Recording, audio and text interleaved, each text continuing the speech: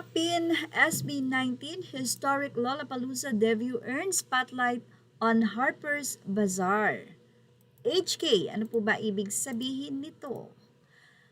Patuloy na kinikilala sa pandaigdigang entablado ang P-pop group na SB19 matapos ang kanilang makasaysayang debut sa Lollapalooza. Ayon sa larawang ibinahagi ng Popin, itinampok ang grupo ng Harper's Bazaar Hong Kong, isang kilalang international lifestyle at fashion magazine.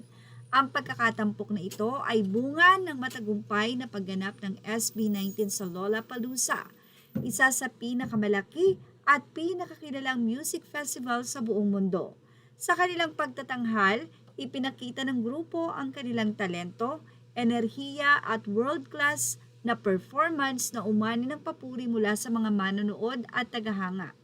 Makikita rin sa larawan ng ilang eksena mula sa kanilang live performance na nagpapakita ng matinding suporta ng mga tagahanga at ng mataas na antas ng produksyon sa kanilang pagtatanghal. Ayon sa post, ang mga larawan ay mula sa opisyal na kuha ng SB19. Ang pagkilala mula sa Harper's Bazaar Hong Kong ay isa na namang patunay na patuloy na lumalawak ang impluensya ng SB19 sa international music scene. Bukod sa pagdadala ng P-pop sa mas malawak na audience, nagsisilbi rin silang inspirasyon sa maraming Pilipinong nangangarap na makilala sa buong mundo.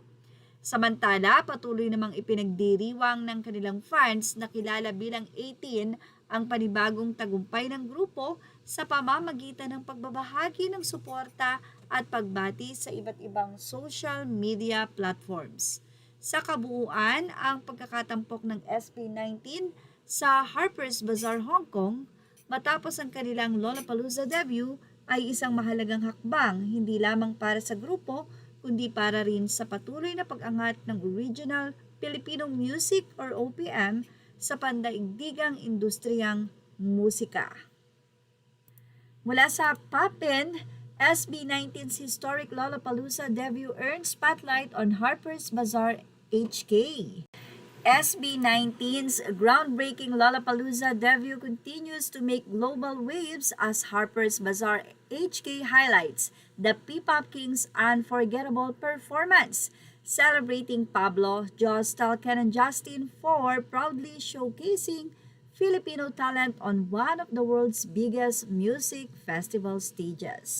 Again, congratulations SB19 dahil talaga namang halos napakaraming international magazines, article ang naglalabas ng kanilang performance sa Lollapalooza. Images are all credit to the rightful owners. Please like, share, and subscribe. Thank you for watching.